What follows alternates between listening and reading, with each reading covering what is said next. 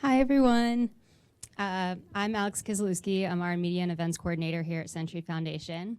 Thanks to everyone for coming out tonight to discuss fake news with our panelists. This is the last event in our Think, Drink, Mingle series, so I hope everyone enjoys it. Before I bring up Harry, who's going to do the opening remarks, I'm going to introduce Harry.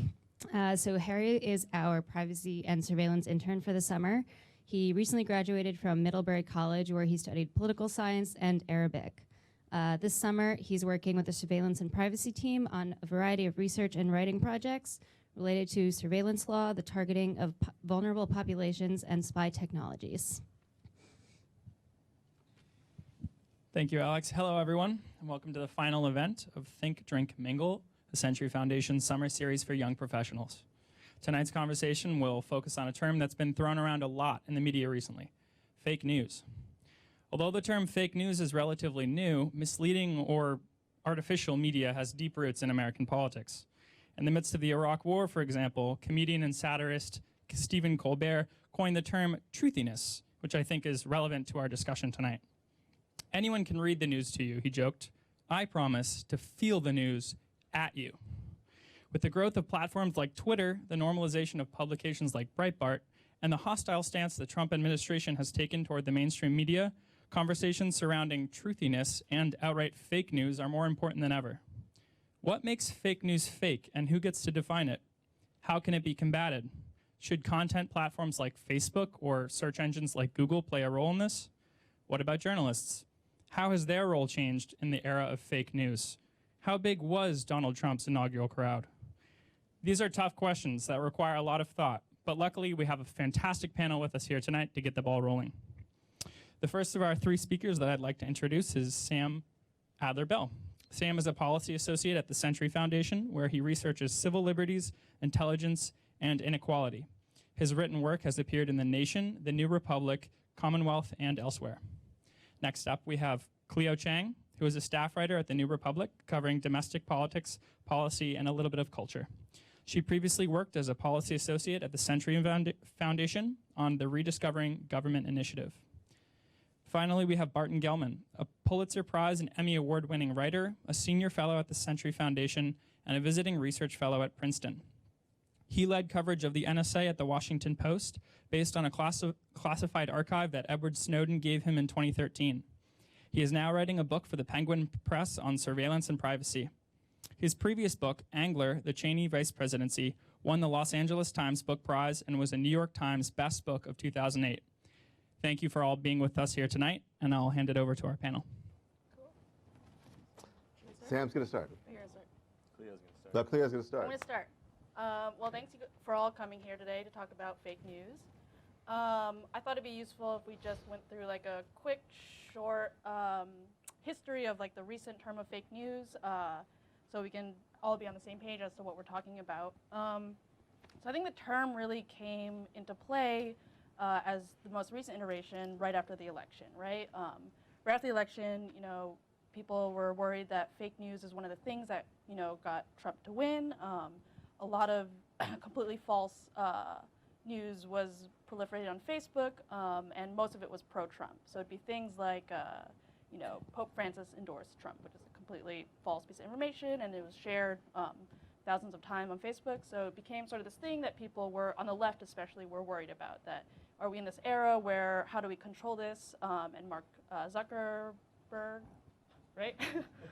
Mark Zuckerberg was like pressured to figure out a way to moderate fake news on Facebook.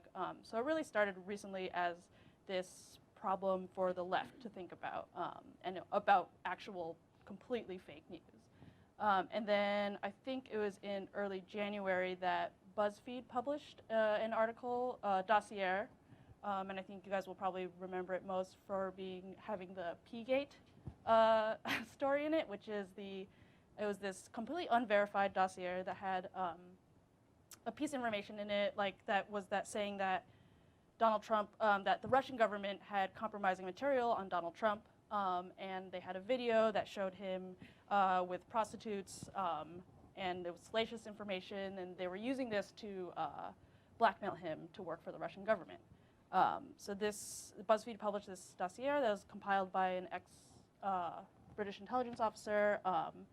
And this, I think, I was looking through Twitter today, and I think this was one of the first times that Donald Trump tweeted, all caps, fake news, a total political witch hunt, right? So this is the time in which Trump starts to use this term fake news, co-opt it from the left, and start to use it as against publications that he dislikes. So in this case, there was some validity to his statement because BuzzFeed published a dossier that was completely unverified.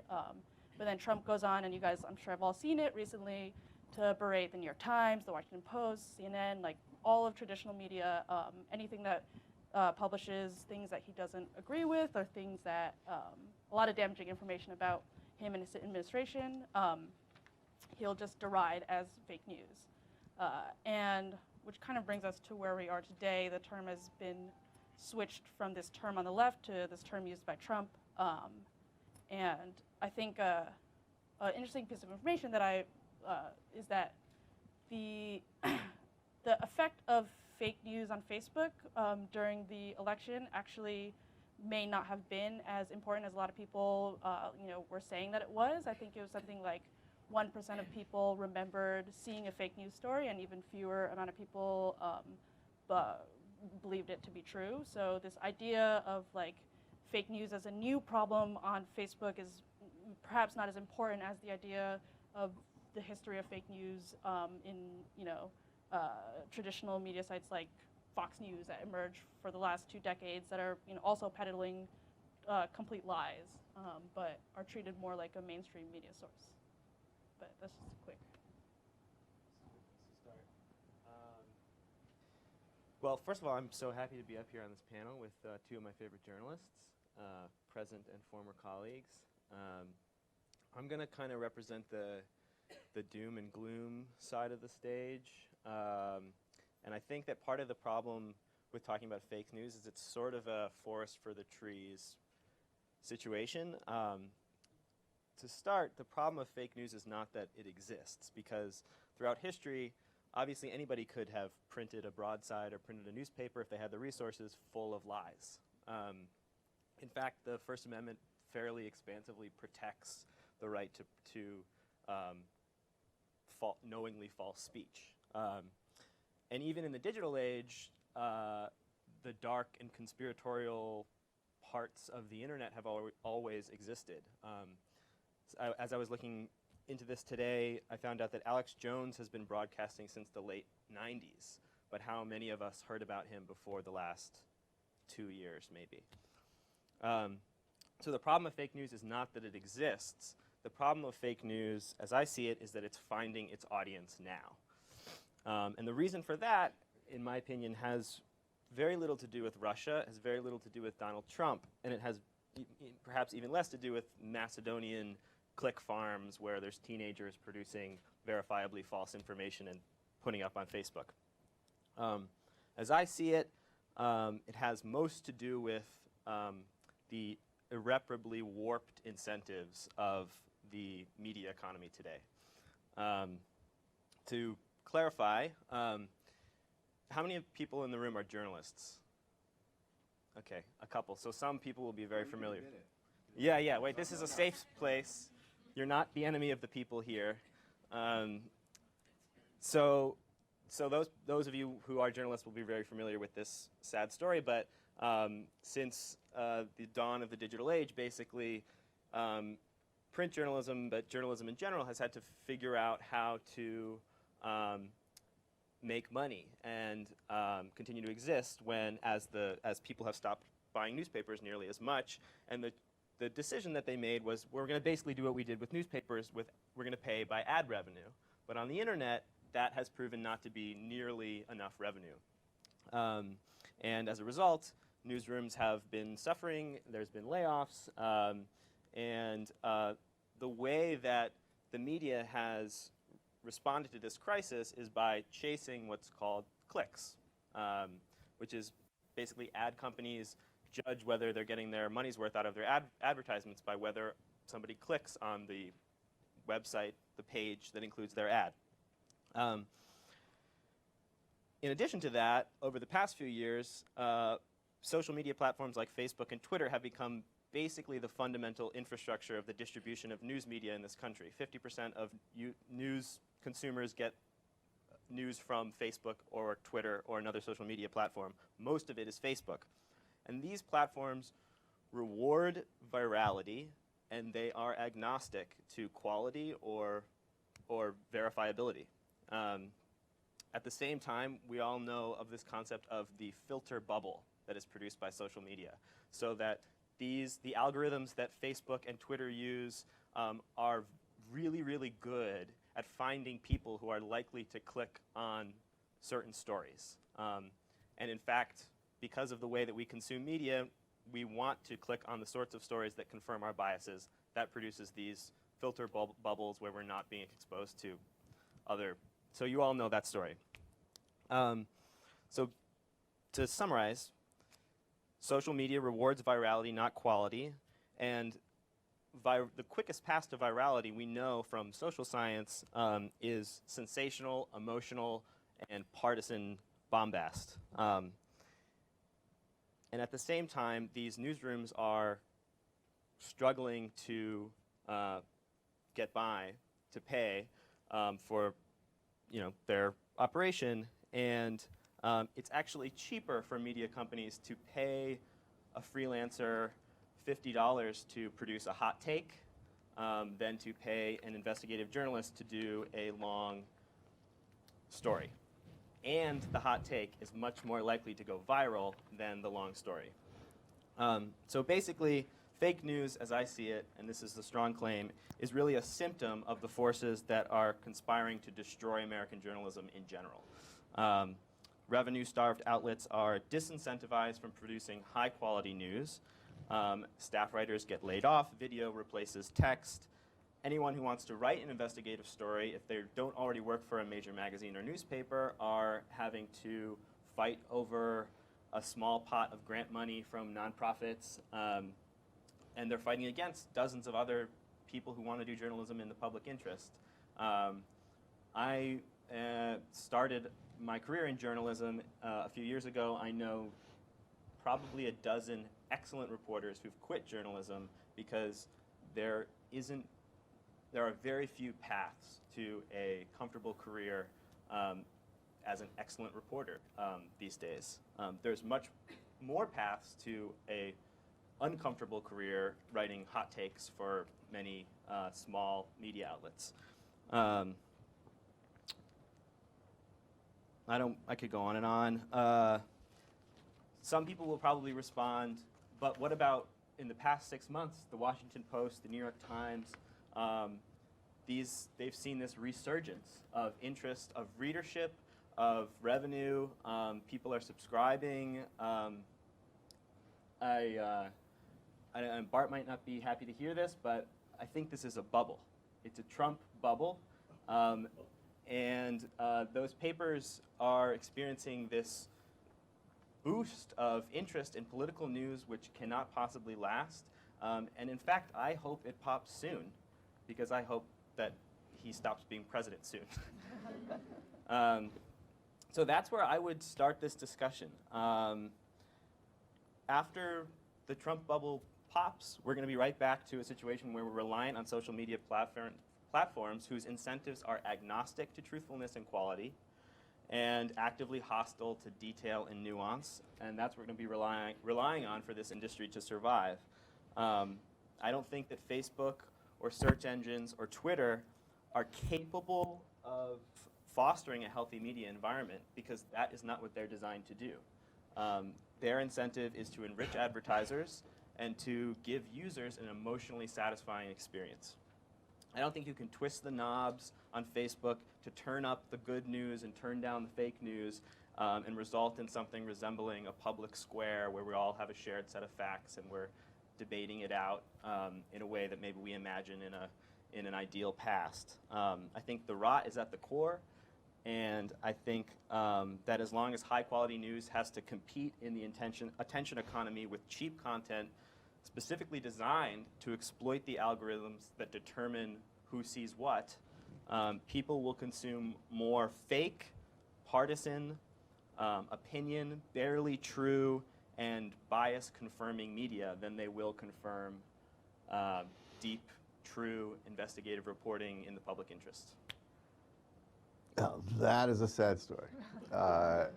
And it does beg the question of then what? I mean, and I don't expect anybody to have all the answers, least of all me. First of all, I agree with a lot of the sort of the setting the table that we've done here and the statement of the problem. But let's take the idea that resurgence of journalism is a bubble. I'm very pro-bubble. And the reason I'm pro-bubble is that I think it's part of an ecosystem that, you know, so far, more or less, as best we can tell, works pretty well. There's force and counterforce. There are efforts to disturb a system that we have relied upon throughout our political history, and there are reactions to that. And so if there's too much assault on the norm of evidence-based truth, then you have a backlash and more support for real investigative journalism. As far as the effects of the internet on journalism, they're real, the challenge is real, but I think people in newsrooms, and I've spent most of my life in those, most of my professional life in those, tend to get a little bit whiny, and they see only what's going wrong for them. Sort of taken as a whole, the internet is also an enormous boon for information. It reduces the barrier to entry, you know, down to zero. So it used to be if you wanted to reach a mass audience, you needed tens or hundreds of millions of dollars for a printing press, high-capacity press, and a distribution system, and so on. The reason newspapers were so profitable for so long was that they had effective monopolies or duopolies, and if you wanted to reach eyeballs in the Washington, D.C. area, the 7 counties surrounding it, pretty much had to get an ad in the Washington Post. There were very few other ways of doing it. And they don't have that now, which means that anyone can make him or herself heard, and the hive mind and the ability to collaborate regardless of geography and to reach a large audience regardless of funding is a big deal. Clay Shirky, who's a media scholar at NYU, has talked about this in many, many interesting ways. One of the things he said is that anyone who thinks she can predict right now what are going to be the impacts of the internet on the distribution of news over the long term is probably mistaken. It's like asking the class of scribes and the very small number of people who read back in the Gutenberg days to predict the impacts on society and knowledge of the Gutenberg press. It took a long time to shake that out. It was sort of beyond the imagination of most people living then. So there's a lot of good that's being done with the internet. Look, here's a trivial example from my personal experience. I was in Iraq for a couple of months during the Gulf War. I picked up, you know, I guess it's an illegal war trophy. It was an expended piece of a Tomahawk cruise missile that had been sort of blown up in one of Saddam's palaces. It weighed about 5-6 pounds, looked kind of like a fan blade. I brought it home, and someone was going to frame it for me. And I said, wait, this might be really embarrassing. I don't know whether this really is a piece of a Tomahawk cruise missile. That's just what somebody told me it was. Could be fake news. So I took a picture of it and put it, I tweeted a picture and the dimensions of it and said, who knows what this is? I meanwhile sent an email to the Air Force Museum and a few other experts with the same question, and they never responded. Twitter in about 3 hours identified it by part number and said it was this variation of the air-launched cruise missile and so on. I mean, I was afraid it was going to be like a Volvo fan belt or something, and then someone would point that out when they came to my house and saw it in a box. You have, I mean, the hive mind is huge in terms of getting verifiable fact. The question is whether whether there's a market for it, from whom, what impact it has. But let's just go back to some basics. What is fake news? I would try to define it, I would say it's a lie directed at many people at once, meant to induce either false belief or to cast doubt on truth or to undermine the very idea of truth so that all opinions are equal, and for the ultimate purpose of advancing or harming a candidate or a leader or a cause. So it's a long definition. A lot of idea of fake news is old news, as both of my colleagues here have pointed out. I mean, lying itself is as old as speech. No offense, but you guys lie all the time. Sociologists say that it's an average of once a day, unless you're in college, and then it's twice a day.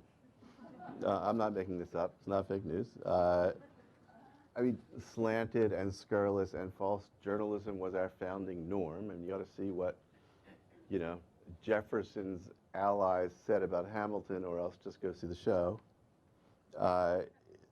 Fake news is absolutely commonplace in marketing. Girls love boys who hold cores in each fist, or commercial self-defense. The tobacco cancer link is unproved. That lasted for decades. In the Bush White House, Ron Suskind famously quoted somebody who made fun of him as a member of the reality-based community and said it was increasingly irrelevant to politics. I mean, here's a quote from my friend Joel Achenbach. He wrote this in the Washington Post in 1996. The information age has one nagging problem. Much of the information is not true. Bad information moves faster now via new technologies and a new generation of information manipulators, et cetera, et cetera. He was not the only one who observed this. So what is new? There's better targeting. There's increased polarization and sort of tribal division. We had the founding of a national broadcast network that deliberately subverted the whole idea of fair and balanced. There's now foreign state intervention to magnify the distribution and impact of fake news. There has grown, because of the vast increase in digital information, a practice called doxing, which is not fake news. It's the selective exposure of true facts, but it's also combined with fabrication, so that you put fake emails, fake documents in the cache of things that are made public. And I just don't think it's a partisan observation to say that we have a president unique among all presidents and a man who lies literally every day, which is very hard for journalism or fact checkers to address. So why does it work? There's confirmation bias, there's tribal identification and solidarity, there's the fact that verification is hard, and it takes way too much time to imagine that you're going to verify everything you read. You don't do it yourself. I will take it by certain tribal markers that most of you probably believe in evolution and global warming, but it's not because you've checked the math. It's because of a kind of cultural tribal affiliation here. So what can institutions do? Government, nothing. I think nothing it should do. I don't think there should be any role in establishing a received truth on the part of government, apart from its contributions to scientific research, which are real and important. Facebook, I don't want them to censor things. I don't want them to try to have editors like a newsroom, and even if I wanted that, it's beyond any capacity. The people who propose that don't have any concept of the volume of data that flows through, getting close to 2 billion accounts. And I don't want them to censor anything. I'm skeptical of this new little label which says this thing you're reading has been challenged as possibly inaccurate. What I do think Facebook could do, but it would cost them a lot, is to change the algorithms for what they actually show you. Sam mentioned filter bubble. Facebook craves not only clicks but stickiness. They want you to linger longer on the site. They can tell by very careful observation and big data that you will stay longer the more they feed you stuff that that's like what you've already read and that you already agree with. Which means that if you liked this fake news story, they're going to feed you more and more and more of it to get you to linger there. They don't have to do it that way. That's a design choice. They get more ad dollars from it. They get more revenue because you're staring longer at that screen. But they could change the algorithms in a sort of, if a broader sense of public interest was on their agenda, as they sometimes say. Journalists, you have to watch out for fact-checking, even though it's important, because social psychologists say that if you repeat a claim in order to debunk it, sometimes the repetition itself cements the idea. That it's hard to say Obama is not a Muslim and he wasn't born somewhere else without re-propagating the initial fake claim. And I think journalists need to study more what the psychologists say works and doesn't work when you're trying to compare the truth to a falsehood. But, and here's where I disagree with Sam, I think that truth-telling and old-fashioned verifiable journalism does work, actually, in the medium and long term. There are segments of the population it will never reach. There are much larger segments it won't reach directly, because even though, say, the Washington Post now has, 200 million unique readers a month as compared to not much more than 1 million at its printed peak, that's still a pretty small fish in a large ocean. And so most people aren't going to read it, and lots of people who read it will only hate read it, one article at a time, because someone told them to hate it. But over time, the truth does spread, and it changes minds. So I spent the year 2003 on investigative projects about the claims that Iraq had weapons of mass destruction. And a lot of my friends said, why on earth would you want to do that project? I mean, 75% of Americans believe that Saddam not only has WMD, but has already used them against us. That's what the polls showed at the early stages of the war. And there was huge support for President Bush and Cheney and the claims they were making and the necessity of war with Iraq. And over time, a lot of forces that watched what actually happened and examined what was actually true had an impact. And by a couple of years later, Americans had not only turned against the war, but had come to believe by a substantial majority, not only that Iraq did not have substantial stocks of existing WMD, but that the government had been dishonest with them. The truth does sink in over time. And frankly, even Fox News, I mean, you have Charles Krauthammer and several of the actual news people on Fox, because they do have actual news people, who are starting to introduce significant doubt about either the truthfulness or the wisdom of what the president is doing. It is nowhere near the predominant view expressed on Fox News. It's not the major thing it's reporting. It has very little role in prime time, which is all about entertaining, provocative opinion. But it's starting to arrive even there. It's only 6 months into this presidency. One last thing, because I've talked too long. How do you as a consumer distinguish truth from fake news? Let's suppose you're willing to venture out of your comfortable filter bubble and actually read stuff that's not in your favored news source or sources. How do you know if it's true? This is supposed to be a hard problem. I actually don't think it is. I think it's easy. I think you already know how, because it's a question of applying the skills you use in everyday life when it's a problem or a question that's directly relevant to you. Should I buy this car? Should I hire this person? Should I go to work for this boss? Should I mean, how do I fix this thing? Do I trust this person who wants to sell me something? We are highly evolved to form judgments on whether you can trust somebody, whether a thing that's told to you is true, how to check something, and in your everyday life you do it all the time because the stakes seem higher to you, even though they might not be higher in the larger scheme of things. And you practice. I mean, kids learn to do it. I think it's a question of stepping back and being willing to ask the question and forming a judgment about whether you trust the voice of the person who's doing the reporting, if you trust the person's use of evidence, if there is any evidence, whether as you would in a novel, whether you see a character taking account of other points of view or possible reasons for doubt. It's already in you. You just have to exercise those muscles.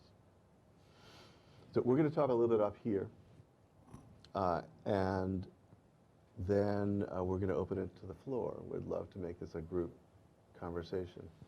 So I have a couple responses. Yeah. And I appreciate Bart for laying out all of that. I don't think we disagree about the value of deep investigative reporting, or even its propensity to change minds or change public discourse over time. My concern that I was trying to express in my opening remarks is that the current incentives in the digital economy make it less likely that we'll have as much of that as we want into the future. So that's one piece. But just We to can talk about that quickly more. come back here, I'm not actually just talking about investigative journalism. I mean, this sort of mythological, the days of year-long investigations and travels all over. You don't need that. If I make a mistake in a story, I try really hard not to. Somebody else, there's now all this evidence, all the documentary stuff that's available all over the place. And there'll be 17 people who shoot back and say, that's not what it said. See page 17 of this PDF attachment. It said something else. And there are much stronger forces for correction of untruth that are out there. Yeah. I think that you have operated in the rarefied world of the very best newsrooms and the places where that kind of thing is happening in the best possible way. There are many. First of all, there's less money for those places, but there's also many places that do not operate that way, or are unable to, or do not have the resources to, do not have the staff with professional background to operate that way. But I totally agree. But I think also while we're talking about solutions, and I want to hear from Clio about solutions as well. Some things that, just to add on, Facebook and Twitter do have the capacity to detect what are called bots or cyborg accounts. Bots are just computer programs that retweet or post the fake news stories that whoever controls them wants them to repost. And cyborgs are people who do that. But there are people who just automatically post and repost, and why exactly they do that, or whether they're in the employ of somebody, is maybe beyond our ability to know. But Twitter and Facebook do have the capacity to identify people and computers that are doing that, and cutting those out would be a significant push in the right direction. Another thing on the question of psychology and fact-checking, one thing that is borne out over and over and over again is that the kind of fact-checking that works comes from co-partisans. So if Republicans fact-check false right-wing news, people who are Republicans or right-wing believe it. And when liberals fact-check false news from the left, we're more likely to believe that. So that involves creating institutions or encouraging media outlets who have people who are known of the right or of the left to do that fact checking. And it really, hopefully, in this we haven't seen a whole lot of that, but we might see more of it hopefully soon, is Republican legislators coming out and saying that's not true. I mean, if you remember, as we've been thinking a lot about John McCain the past few weeks, that video of that old woman coming up to him during the campaign in 2008 and saying Barack Obama's a Muslim, and he says, no, he's not. That's not true. It's a remarkable that seeing that now feels like weird and like amazing, but it may be a testament to how infrequently you have co-partisans fact-checking each other. And then the last solution that I think is incredibly important is local reporting. You don't hear Trump talking about little papers in little towns and as the big news media, fake news media. Maybe he would if he knew what they were saying about him, but it is the case that it's hard that for people like him. It's harder to make the claim that they represent the interests of the elite, but also people still trust local papers in a way that they don't trust major big city newspapers as much as they once did. The problem there is back to my pet concern, which is that there's no money for those papers at all. I think there are ways that we could subsidize those papers.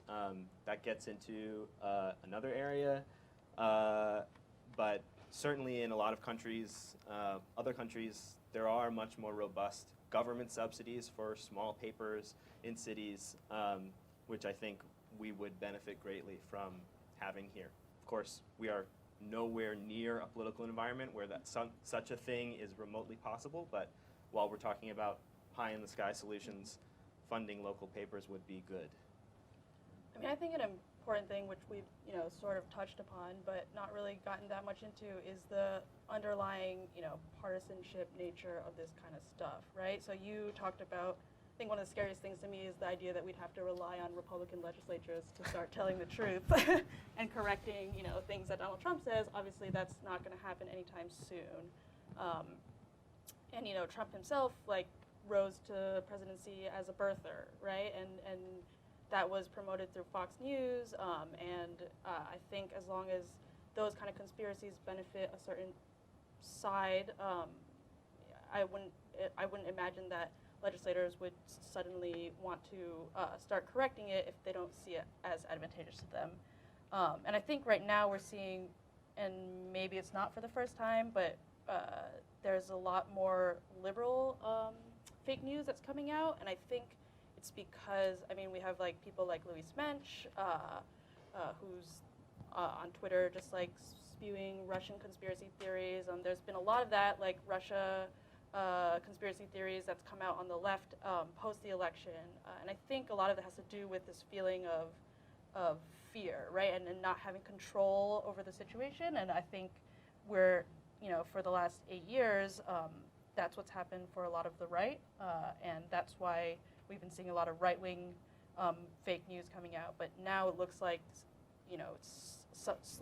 perhaps not as much, but Democrats have always prided themselves at being above the fray and into science and facts and intellectualism. But I think a lot of it comes down to the position that they feel they are in power or not in power. Yeah, so a couple things about that. One is, I mentioned briefly that there are substantial chunks of the population that are committed to a position or are not interested very much in trying to filter verified stuff from unverified stuff, and I mean that on both sides. They are where they are. But elections and the course of nations and the large decisions we make as a society, and we have made big decisions in recent years. Let's just give as one example, gay marriage. Those are decided by the middle. Those are decided by what used to be called the swing vote. Those are decided by people who are on the fence, uncommitted, eclectic, unsure what to think, curious about, willing to be members of more than one tribe, as we define it now. Those are the people who decide elections and who decide what's true for themselves. And those are people who are reachable. And I've always actually pitched my writing, when I tell a story to those people, I'm looking for people, I'm looking for something that is persuasive and persuasively sourced to the fence sitters who aren't sure and who are willing to look at evidence. And I think you can have impact that way. I mean, it can be more fun to write in a very partisan way and snark about the other side and pillory only kind of cartoons of what they say or leave out the one or two points that it's hard to dispute in the other person's message. But I think you win minds a lot more often by actually being fair and balanced and juxtaposing evidence with claims. But if it's more powerful to have co-partisans fact-check each other, does that mean to you, Clio, that at the New Republic you should be going after sort of liberal untruths? I mean, if that is the case, that seems like a pretty persuasive argument to, if that's the impact that you want to make, it seems like that's the greatest. I mean, are any of us really interested primarily in truth for its own sake? You have, right? The New Republic has published a couple articles about liberal conspiracy theories in the wake of the election. Right. Criticizing all these characters. And I assume that's hopefully enough people read those to have an impact. But, you know, I don't know. I'm off Twitter temporarily, but for my mental health. But Louise Mensch, every one of her, Louise Mensch is a former Conservative Party MP from England who is now a right-wing, she was a sort of conservative blogger who was an anti-Trump conservative blogger who now tweets, from my sources, I hear that both Trump and Bannon are going to be, that they're going to be prosecuted and that they're considering capital punishment for both of them. My sources say. And that tweet gets... FISA court has issued indictments, okay, yeah, right. which actually doesn't, it's not a thing that the FISA court Things that issues drive people like Barton Gellman indictments. absolutely crazy to see the number of wrong facts about how you know, the intelligence community works.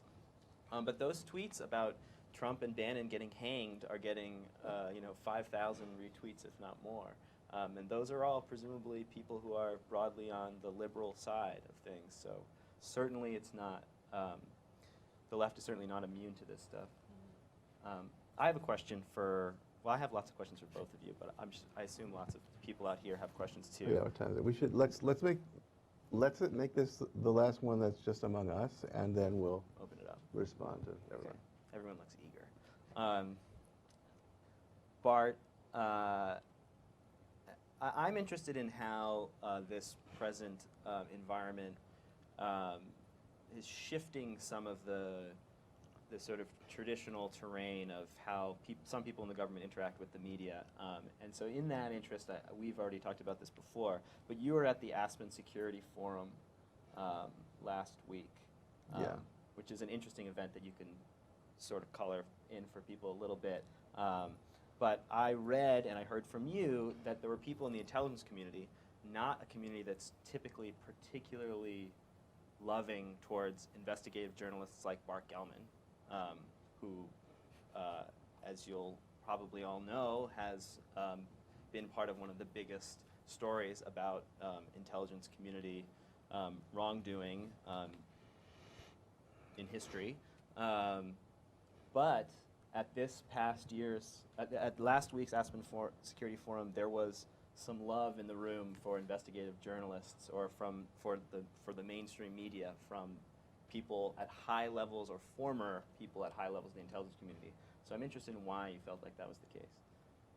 So, Aspen Security Forum, you may have heard the nickname for the White House Correspondents' Dinner is Nerd Prom. Aspen is the Nerd Prom for the national security establishment.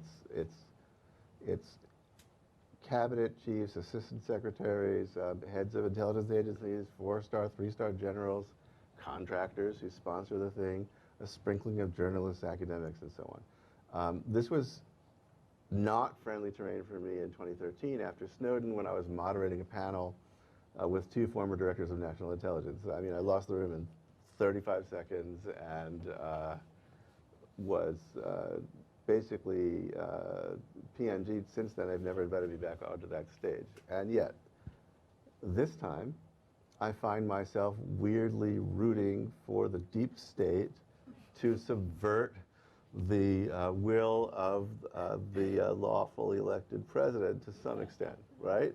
And they find themselves in an unexpected and uncomfortable alliance with journalists. So I've actually been essentially invited to be an associate member of the deep state now, because if you talk to the people there now, they think the only thing that's saving us is there are checking institutions that are not always the ones that got spelled out in your high school civics class or even in the Constitution. You have the judiciary.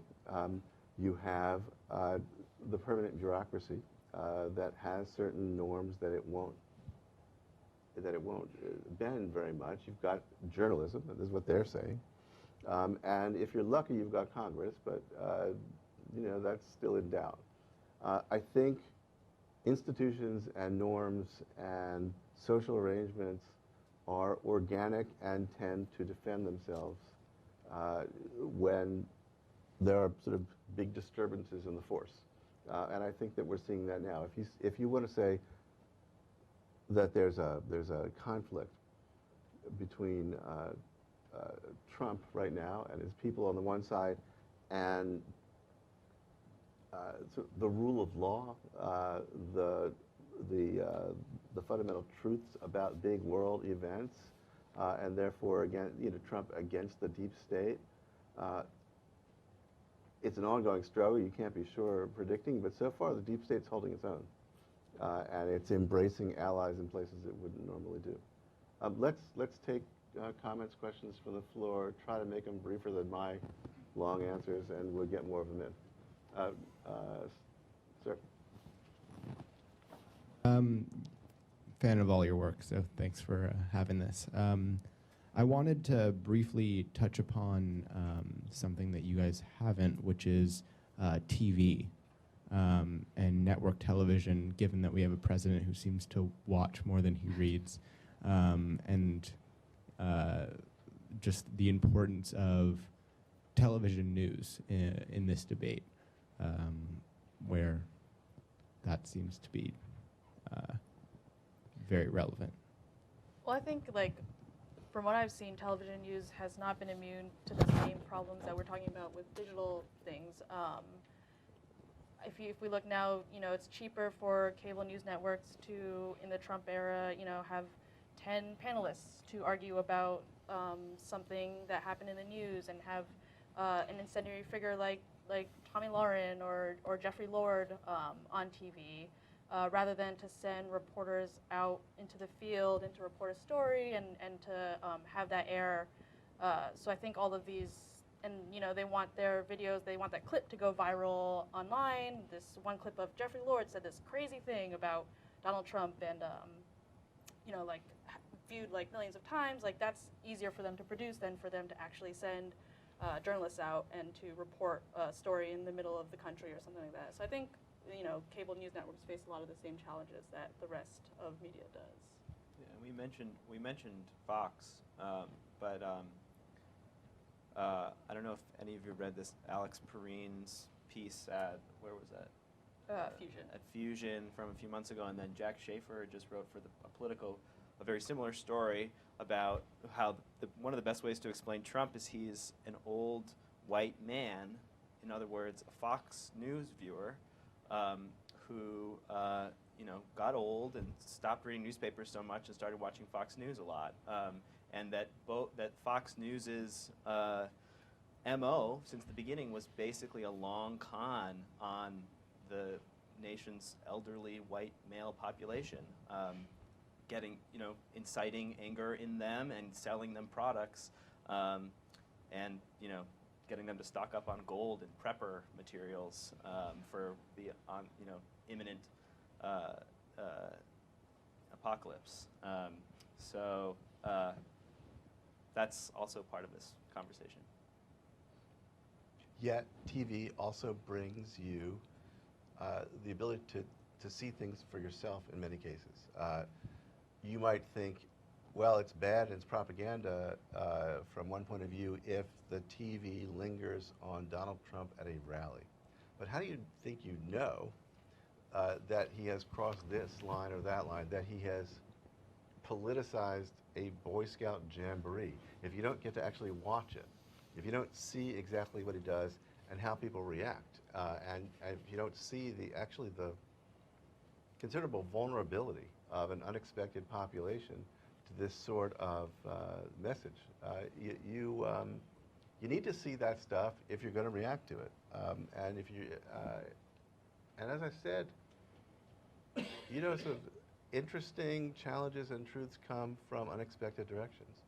I mean, the superstar of the debate season was Megyn Kelly at Fox, who asked the famously very tough question of Trump about his treatment of women, and his response said a lot about him over time. The same person, Megyn Kelly, interviewed Alex Jones, this sort of outrageous fabricator. And it was known that she'd interviewed him for days before the broadcast. She does a new show now on NBC that's a sort of 60-minute style news magazine. And there was immense debate and outrage, the idea that she was going to give Alex Jones a platform on a prestigious network in a format that would let him spout for 20 minutes. Well, that's not what she did. What she did was she did a heavily reported and produced piece about the many lies of Alex Jones, about fabricating stories about, the massacre of children being a false flag operation, all of his, and the impact on Trump, showing Trump repeating those things, interspersed with her interview with him, in which she confronts him about those things. That's a really good use of TV, and it's not uncommon. I'll say two things about specifically about the Alex Jones, Megyn Kelly bout, because it generated so much controversy. But one of the big mistakes I think she did is that she had so much time between when she interviewed him and when the episode actually aired. So Alex Jones his whole MO is his own show, his own stuff he writes on Infowars, and he had Infowars.com, check it out. Infowars.com, and he had weeks and weeks where he just riled up his audience, saying that he took control of the situation, saying that Megyn Kelly edited his video wrong, and that sort of took over the news cycle for a few weeks. That Megyn Kelly was the person who was. It felt like weeks. I think it was actually days. Days. Yeah. Every day. Oh, good. But that she was trying to stab Alex Jones in the back, and I think, for his audience, that brought a lot of views to Alex Jones that may not have. I don't know how many people watched Alex Jones talk or heard that, and how many people actually watched the Megyn Kelly segment. She reached a lot more people than he did. She did. Certainly. Okay. Sorry, wait for the mic. There's someone up front here?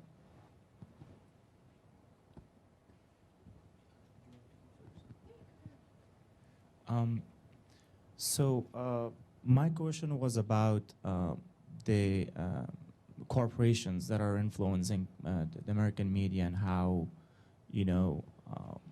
devastating it is in ways, and the collusion between the governments from time to time and the media, whether you can talk to that, whether there is a collusion with the corporate media and the government, not just like Trump's government, but historically how it has been.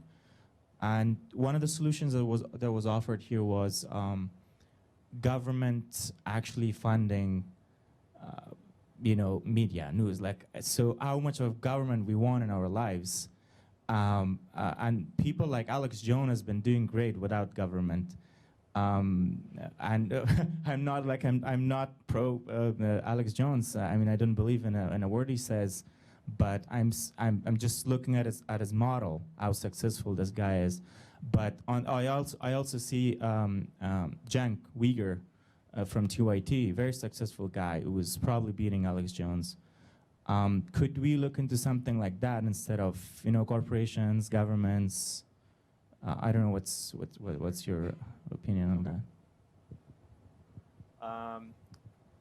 Well, I have a lot of reactions to that. I mean, for one thing, in terms of corporate influence over media, I think in like 1981 or something, there was a report about about sort of the monopolization of media, and the fewer and fewer companies that owned all of the broadcast media. And at that point, it was 52, and the report concluded, you know, democracy is in danger because only 52 companies run the entire media. And how many is it now? 4?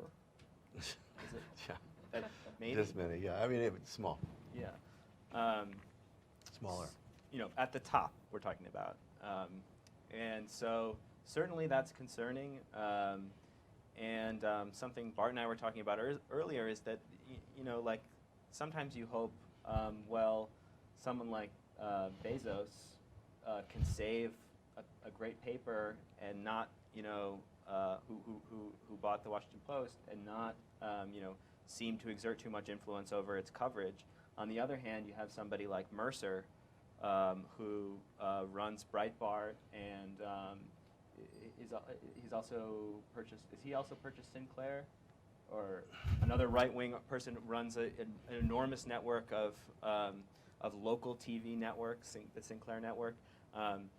So we can't rely on benevolent billionaires necessarily to fix this problem for us. As regards publicly funding media, I know that this is a controversial point for some folks. Do you want to add something to it? I just want to add a possible variation on that, which has been discussed. The concept of media going. Here, wait, hang on. Just pause. Exempt Here's a mic. I'm sorry. One variation on that, which is the indirect subsidy through tax-exempt organizations running media. Yeah. Like the Corporation for Public Broadcasting. That would be my preference. So that there's not actually, it's not like government directly subsidizing the media organizations that it chooses to directly subsidize. That's obviously concerning. But as I was looking into this today, I'll give you some facts. The five highest ranked countries on the Freedom of the Press Index that's put out by Journalists Without Borders are Norway, Sweden, Finland, Denmark, and the Netherlands. 1, 2, 3, 4, 5. The U.S. is number 43 on that list, and that it's judging by media pluralism. So that's different kinds of views, independence, and safety for journalists. All of those countries subsidize journalism either indirectly or directly at astronomically higher levels than the U.S. Finland's per capita public funding on media is $150. U.S. per capita spending is $4. Also, all of those countries are higher than the U.S. on the democracy index, which judges pluralism, government functionality, political participation, political culture, and civil liberties. And one of the things that this is, again, back to my hobby horse, one of the things that Sweden does is fund local papers in a very active way. They have particular grants for the competing paper in a city or a small or a town. So there's the one paper that's, you know, the main paper, and they fund the second paper so that there's always going to be an alternative point of view. I think those models are great. But obviously there are potential concerns about whether there would be undue government influence. Want to add something, Claire? No, you go. A quick addition. So there's a important legitimate concern about consolidation of voices, so that you have fewer and fewer large corporations. You're going to end up with, you know, sort of Microsoft, Dunkin' Donuts / you know, Coors Beer / Universal owning everything. But on the other hand, I mean, and that's legitimate. I mean, I think that there are antitrust questions in all kinds of areas of the market which need to be dealt with much more aggressively. On the other hand, there have been surprisingly few examples in our largest mainstream news organizations of these big corporations trying to shape the news for their own benefits. I mean, Comcast owns NBC Universal, and I have sort of an inside view of NBC News, and I haven't heard of any example in which the big corporate interests have said, do this story, don't do that story, or don't mention that person, or kill this one. I don't know of examples of that happening at the Disney-owned ABC News, and so forth. You would expect more than you get of those. I'm all for Norway. I think putting direct government subsidy in this environment in the hands of the executive branch or Congress, with the kind of blindingly obvious risks of manipulation there, just ain't going to work in our current context here. I don't think you disagree with that. The indirect subsidy of tax exemption has started to be a pretty interesting model. Yeah. So, like ProPublica or the Marshall Project, they're funded by entities, or they are entities that don't pay taxes. Now, lots of news media are nonprofit, but most of them not on purpose. But I mean, doing it this way with the tax, what amounts to a subsidy, seems like, one part of the answer. Yeah. Sir, just 1 second for the mic. Let's get. Oh yes, please. Actually, I didn't see you behind there. I'd like to ask the three of you a question, something you touched on earlier in two pieces, which is the gradual degradation of the idea of facts at all.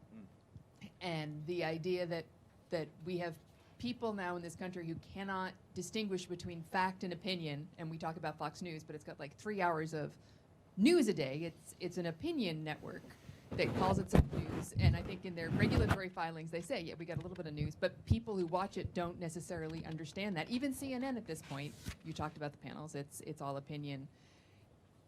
How do we help people to understand that there is a difference between fact and opinion from an educational perspective, and concomitantly, how do we deal with a government that is doing its best to get rid of the whole idea of fact through the degradation of science and having less even economic information, trying as best as possible to not have fact to rely on?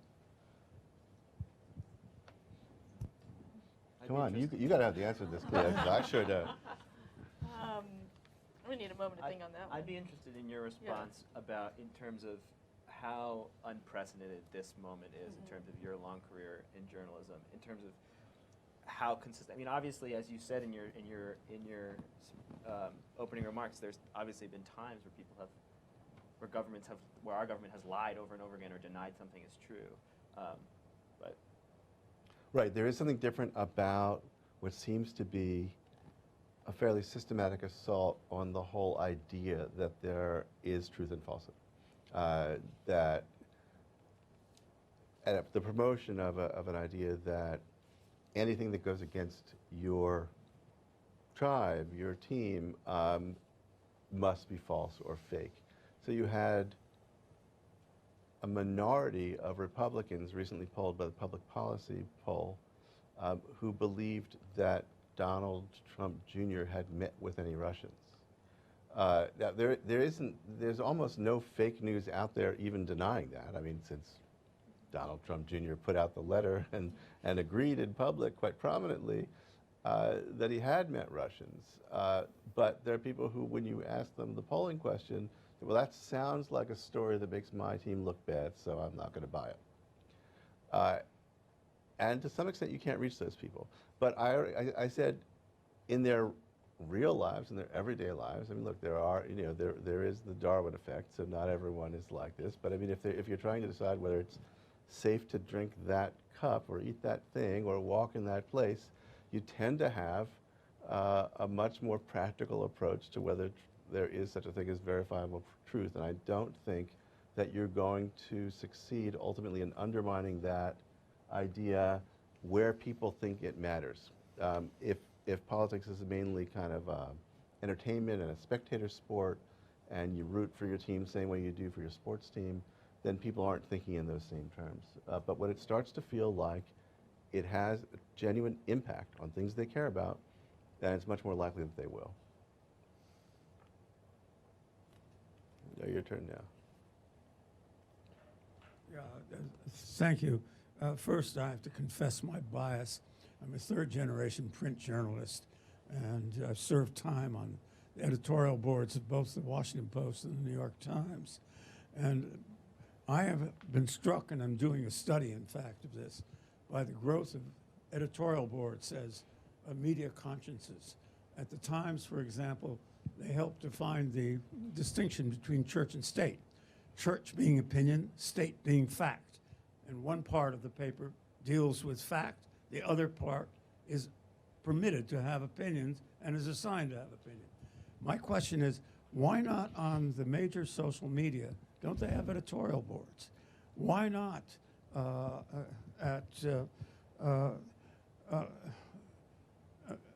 why not have representative groups of people that you can appeal to when you are protesting something, people who can issue an opinion as to what the judgment was of the media in question.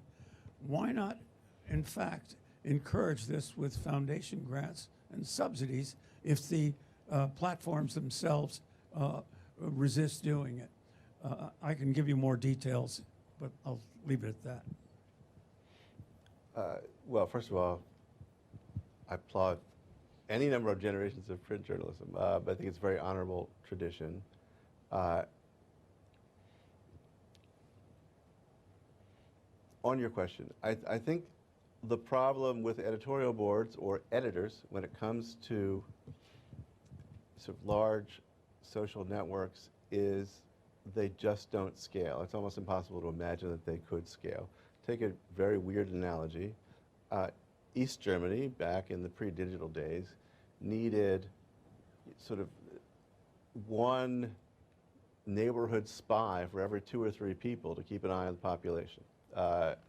And because you couldn't surveil them other ways, you just had you had a lot of snitches working for the intelligence services.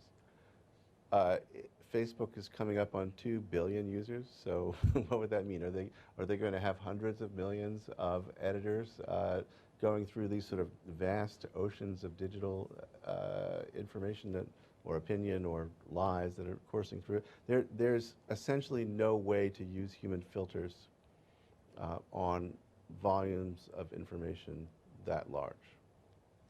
So,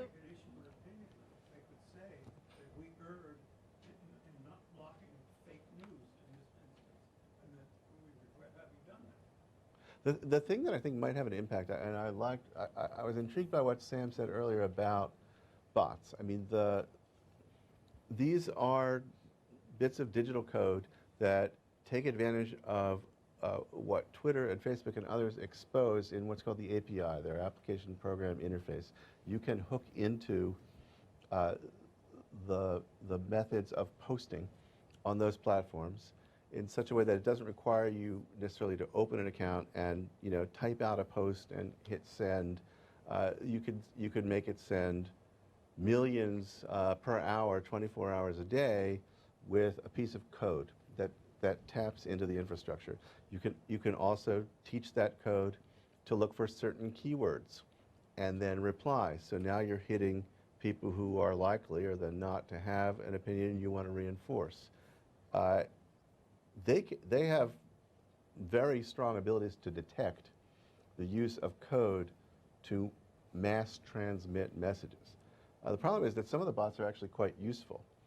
There's a great one that automatically detects any time that any member of the Trump family or anyone in the Trump White House favorites or retweets something. So you don't have to search all those accounts. You get an alert every single time that Eric Trump retweets a Nazi. And it's actually quite a useful tool. That's a bot doing that. There's a bot that links to the text of every executive order that's signed and every new regulation promulgated by any of the major cabinet departments. So I mean, bots do some good. It's questionable whether you'd want to ban them completely, but some limits of them can have a big impact. one idea that I've heard that I would love to hear both of your opinions on is rather than trying to monitor all the fake news that's happening on Facebook or something, just having people look at the top trending pieces.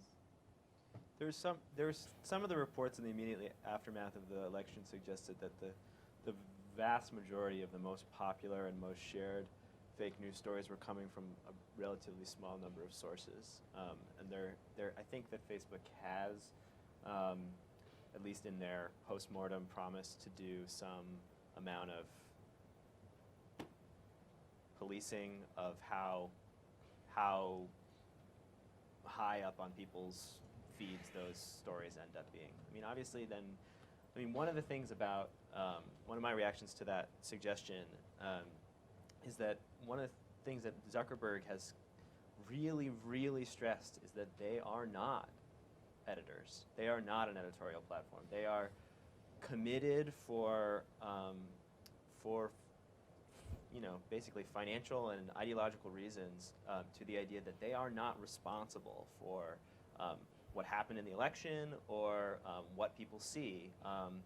They will not allow us to consider them what, in many regards, they are, the basic fundamental infrastructure of the journalism economy as it exists today. They do not want to think of themselves that way. They do not want that burden, and they don't want the responsibilities that go with it. Well, there's a big legal issue there too for them. If they're essentially a public utility, or if they're a neutral transmitter of content, the phone company is not liable for libelous speech because anyone can use a phone. That's what Facebook wants to say it is. It doesn't want to have editorial control for that reason. And one other thing about this, some of the forensics that tell you which Macedonian content farm traces back to the main fake news, that's done, some of it retrospectively, and it takes a lot of hard work. Facebook could probably figure out a way to do more of it in real time, but it's not an easy problem. This gentleman in the back has been waiting. Albert Golston, could you please comment on the role and credibility of polling companies?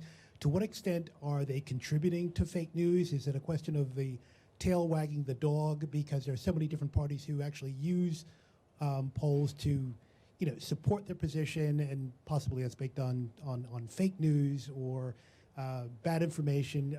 What is their role currently, and how do they play within the world of fake news? This is actually, I think, this is almost more of a 2 elections ago question. You remember skewed polls? The idea that Romney was consistently winning throughout the campaign despite what the MSM fake polls said, that there was a consistent, there was a thumb on the scale, and that Romney was going to win. And he believed it. His people believed it. That claim sort of didn't live long after the actual votes were cast, and it became sort of embarrassing. Today, the thing about polls is there are a lot of good statistical and aggregational services on this, and so you can say, well, you can see that this poll's an outlier. I don't actually perceive myself, I'm not an expert here, that fake polls, skewed polls that support what people want to think have that big an impact. I mean, from time to time, Trump would tout, the 1 out of 20 polls that said something he wanted it to say.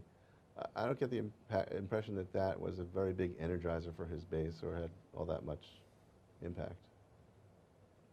I guess we have time for one more. We're supposed to stop. We'll all have a drink and chat in smaller groups. That's the last question, comment over here. I think that we always like to see ourselves in this very unique and extremely modern setting. And anybody who's read 1920s novels, everybody's always claiming they're modern and everything's very new. So I would be interested to know how we've gotten ourselves out of this mess in the past. So you look at the early presidential races of this country, and they're calling each other things like hermaphrodites, which I find very amusing. I think we should go back to that. We should call each other hermaphrodites. That would be really scary. And thespians. And then you have people like Mark Twain, who writes with great glee about if there's not enough news, you just go out and make some. And that's a long way from Edward R. Murrow or the contemporary Washington Post. So we've climbed out of this pit in the past, and I would be interested to know why that happened. How did we get ourselves out of the briar patch in the past, when there was a lot of fake news and scurrilous news that was really about just whipping up whatever the base of the moment was? Not an expert here. I'm going to make up a couple things. Excellent. Fake news, right here, live from the stage. I think a sense of a very of a common external enemy tended to rally people around authority and the idea of authority. So that was true in the Cold War. I mean, I suppose if we had an alien invasion, that would help now. There evolved a reliance and respect for authority, both on the part of government and on the part of voices like Walter Cronkite, right, on TV news. Watergate and Vietnam undermined that badly. There arose a strong atmosphere of skepticism in journalism and in society as a whole. I'm not sure what could bring back a sufficient respect for authority that there would be established some basis for common truth that way. And I'm not even sure, given the example we're seeing now in the White House, that what we really want is a kind of an automatic instinct to trust high authority. There must be some lessons that I just am not thinking of from past ways of doing this. Any?